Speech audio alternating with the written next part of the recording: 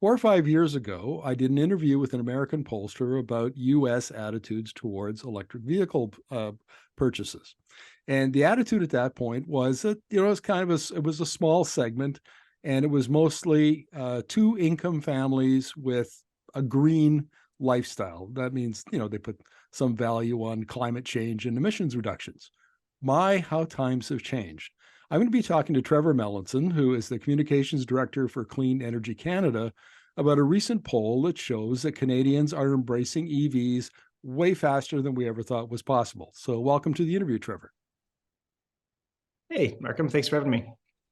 Like, do you have the same sense of this that I do, that there's been a rapid shift in the last 2 or 3 years on how people perceive the value of electric vehicles? Yeah, I mean, I'd say I don't just believe it, I know it. Actually, before getting into our own polling, Deloitte released a study just today. And one interesting finding there, because they kind of did an international survey, was that the number one reason that people buy an electric vehicle right now is actually financial. It's because they believe correctly that it will be cheaper to operate that vehicle. So it's environmental. It's not even environmental reasons anymore. So the person that you imagined at the start of the interview, that's now a secondary reason. In fact, people are buying EVs to save money, which again is not too surprising to us. And what we saw in our polling, and we've actually polled this question a couple of times now, is that 6 in 10 Canadians believe that when you factor in the full cost of owning an EV, so fuel and maintenance, that an EV will actually end up cheaper than a gas car. And that's true. Yeah, that's a major change in attitudes. In 2019, I interviewed a Canadian energy regulator economist about the levelized cost of driving. So how much does it cost to drive a kilometer with an electric vehicle versus an internal combustion engine vehicle? And at that time, a car, and we're using 2018 data, a car was 1 cent a kilometer cheaper, and a pickup truck was 1 cent a kilometer more expensive.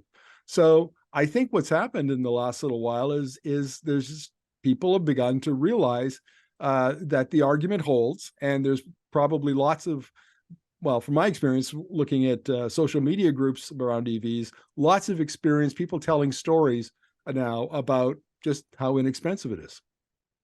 Yeah, I think the that sort of social effect is important. In the polling, for example, BC is a province where 7 in 10 people believe that EVs are going to be cheaper for them in the long run. BC is also Canada's EV sales leader. I think North America's sales leader as well. And it's not just the case that Alberta's left of Alberta. Yes, there's a component of that in terms of Albertans, less than half of them think it's cheaper. But you also see a correlation between provinces that have the highest EV sales and belief that EVs will cost them less. And that makes sense, because maybe you own an EV in BC, but as someone who lives in BC, it's very likely that you have at least one friend who drives an electric vehicle, and you've probably talked to them about it as well. Yeah, I wrote a column a couple of years ago arguing that social media would be a big impetus to spur adoption of electric vehicles, because I think of 100 years ago when I was doing my graduate work, not 100 years ago, but about the transition to tractors and combines and so on 100 years ago. And farmers, they might have a couple of their neighbors to talk to. Well, now, if you want information about the real world application, real world use of an electric vehicle, you can go on a Facebook group or ask a question on Twitter or any number of other social media platforms, and you get information fairly quickly. Yeah, you do. And it is, as you mentioned Facebook, we run a Facebook page, and we do Facebook testing as well to see what kind of content is engaging. So when you do a poll or a focus group, what you're seeing is what people think of something you've put in front of them. But when you study, when you use a social media tool to study things, what you're studying often in that case is what is engaging content. And that's actually a different question. And the thing about electric vehicles, and I think why we see so much coverage of them now, and there's so much in the national conversation, is because they both do well in polling. People like them, and they're highly engaging. So our EV content consistently outperforms everything else we post on Facebook. It's true in other platforms. And we see it in focus groups too. Electric vehicles come into the conversation. People just start talking about it because it's the one thing they have in their home that represents the energy transition. It it makes the energy transition a personal decision. When we talk about wind or solar or some other transition, it's happening outside of them, and they may have an opinion on it. But the decision to buy an electric car is a decision that most Canadians, because most Canadians drive, are going to make in the near future if they haven't made it already. That's a really good point. And I want to add another element to the discussion here, Trevor, because I don't think this gets enough attention. And I'll illustrate it with a podcast that I was listening to in which featured Ford CEO Jim Farley. And he said the number one reason that people are giving Ford for why they buy an F-150 Lightning, their electric pickup truck, is because of the ability to charge their homes in the event of a power outage. And it's that kind of value. So the EVs do things that the internal combustion engine vehicle can't. They're renowned for torquiness. They've got all kinds of fancy, technology in it, connected to technology that maybe somebody my age wouldn't value, but younger EV buyers value a lot. Part of that digital native lifestyle. So there's a lot that EVs add that don't have an economic component, not a cost component. They're a value component that gives them a leg up on their competition, I think. What's your take? Yeah, no, I mean, I drive an EV myself, and I'm probably in that minority who, for whom the main reason was environmental, but, I'm not a rich person, so cost definitely factored. And I really appreciate other things about driving my electric vehicle. I'm not a car person, but I appreciate how fast I can accelerate because it's very useful on the highway for merging in, when the lanes are busy. So those utilities are actually really nice about an EV, and it's more convenient. People always talk about charging as if it's more work to own an EV. And my experience is the opposite's true, right? Like we charge at home, and as a result of that, I mean, the only time I ever have to use a public charger is when I'm going on a road trip, and like a far road trip, which is once a year. So, I mean, those factors are definitely true. And I think, electric vehicles are kind of a metaphor for how we need to talk about the energy transition more broadly to Canadians and to people, and to get them on board, which is to see it as something that doesn't, it improves their life and protects the things that they like about their way of life, and builds on them. I think whenever you talk about something in a sacrificial frame, like, oh, we all need to, let's buckle down and make these sacrifices to save the planet, which sounds reasonable, I know, but the thing is, most people put their material needs first, and once that box is checked, then they'll consider those ethical secondary reasons. And so, yeah, saving costs is important for EVs, but people care about both. Oh, Trevor, don't get me started about the wonders of our heat pump.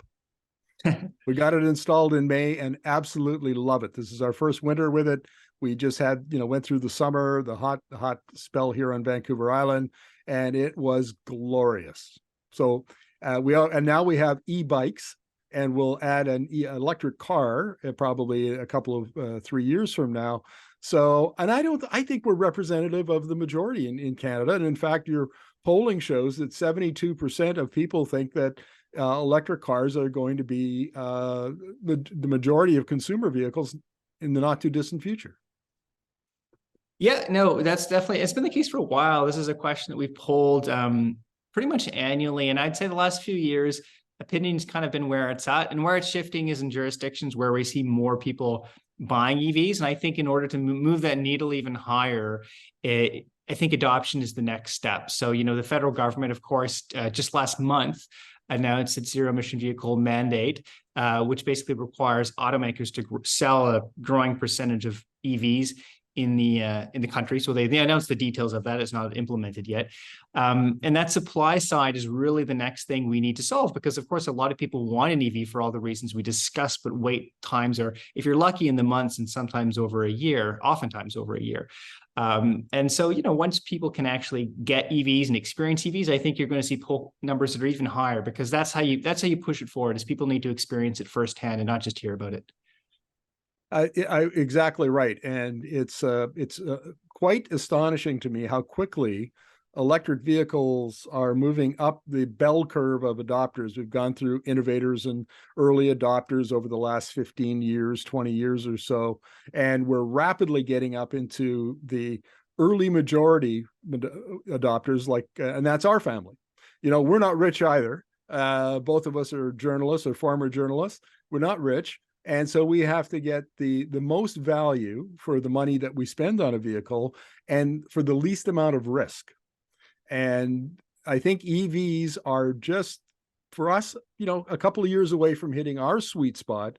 And after you get through that early majority stage, then you're into almost the majority of sales are over 50%, and you're way to the races. It's not long until the technology becomes dominant. And what your poll shows is that already 58% of Canadians are either likely to buy an EV or inclined to buy an EV. Mm-hmm. Yeah, I think if there's a barrier right now to EV adoption, I think we use the word accessibility. So I think, affordability, from the affordability perspective, made the case that EVs are already cheaper, and they are. But in order to sort of achieve that affordability, you need to have access to money to buy an EV up front, and they're more expensive up front. And depending on your financial situation, credit may cost you more to finance that vehicle. And so it's actually not going to save you quite as much as it would save somebody else who had good credit and more access to money to put down the car in the first place. So it's not, the ability to get that electric vehicle is not totally evenly spread. And I think it's important to note that and to think about ways in which we can make EVs more accessible. I mean, one is literally making it so you can buy them without waiting a year. That's an accessibility challenge. Electric vehicle rebates are another way to make that upfront pain point smaller. Rebates on used vehicles, which tend to be cheaper. I think BC now has a PST exemption on the sale of used EVs. That's another way to improve accessibility. And of course, charging in condo buildings and elsewhere where some people don't have access. That's another accessibility challenge. So I think EVs are affordable. Check. They're only going to get more affordable as they get cheaper. What we really need to focus on in the next few years is making them more accessible for everybody. Yeah, I'm not sure that your survey covered this issue, but it's one that perhaps you've got a little bit of insight into it, given the number of times that your organization has actually surveyed about electric vehicles. And that is, and I'll compare it to the iPhone, one of the things that made, smartphones in general take off is that the telecommunications companies came up with a relatively painless or at least easier to afford payment plan.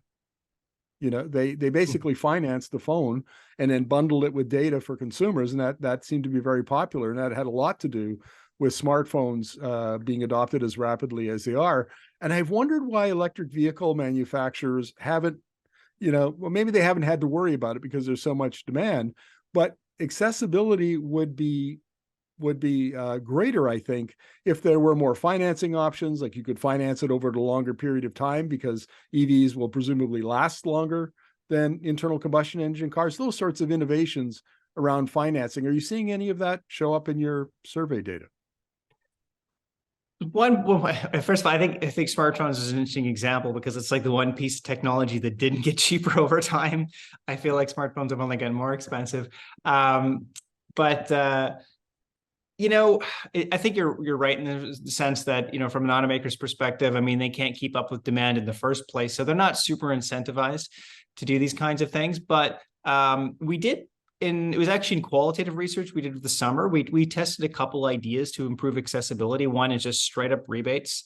And we also floated the idea of no government-backed, no-interest financing. So if the government gave you, I think we said $10,000, pick your number, basically a loan from the government that you could use as a down payment on the car, and you got to pay it back, but no interest on it.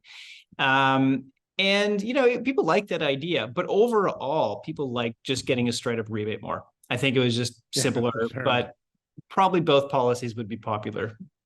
Well, I have to say, now that we have rebates in both BC and from the federal government, free money is a good thing.